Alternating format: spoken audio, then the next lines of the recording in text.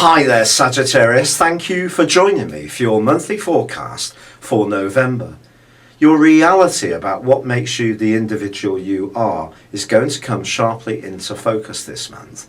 And the big picture relates really to the role of Saturn, which has now returned to your sign, of course, and is going to be with you for the next couple of years or more.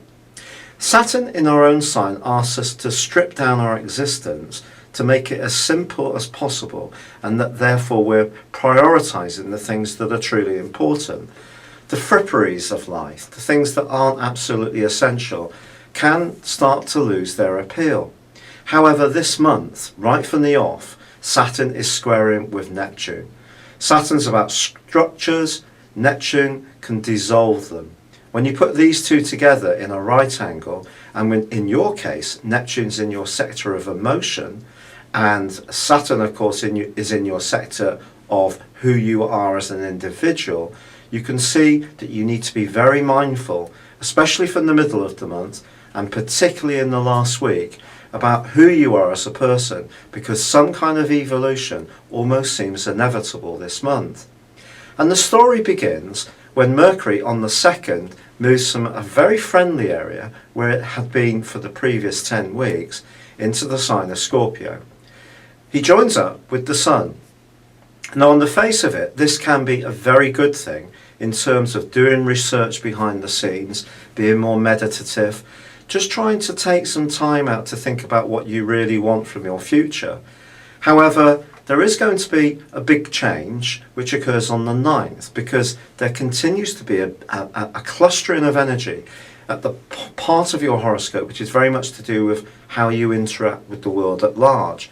And to be honest, the energy is very positive, and it could be that people still want to really interact with you and are looking to you to take a lead. Your personal charisma can be very high in the first half of this month, especially with the help of Mars.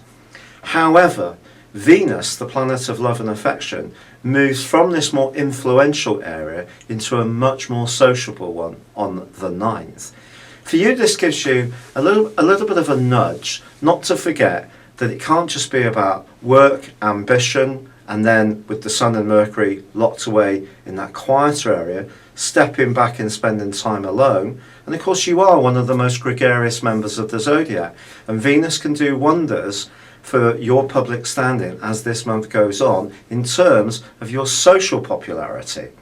But there is a new moon which occurs on the 11th. But this is a new moon which is incredibly influential because it brings into play your ruling planet of Jupiter. So the new moon in Scorpio is linking back to Jupiter in Virgo. This suggests that discretion, working behind the scenes, and building up confidences in a patient way can be just as helpful to you in terms of making progress in the outer world, as much as any more confident, assertive moves that Mars may be priming you to do in the first half of this month. But then Mars gets seriously sociable from the 13th. And if you are someone who does enjoy being with groups of people, or perhaps following some kind of sport in a participatory or more spectator way, that can be something that also starts to really excite you.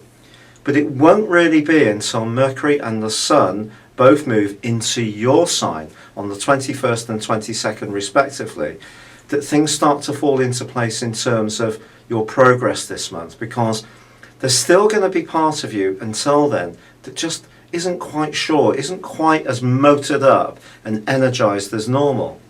Once they move, you get a weekend of respite, which can actually see you feeling much more positive. But then Mercury is almost immediately battered by the restrictive influence of Saturn. And if you have been percolating any new ideas, Saturn's really going to test them, or it could be anyone you try to talk to.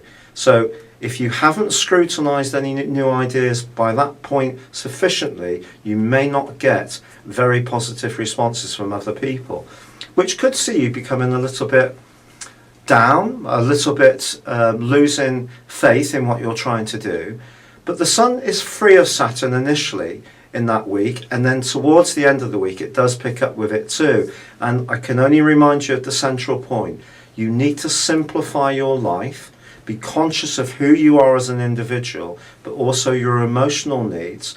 That those people who give you your emotional foundations, or the parts of your life that provide this, be it physical or more spiritual, and especially when the full moon comes on the 25th in your opposite sign of Gemini.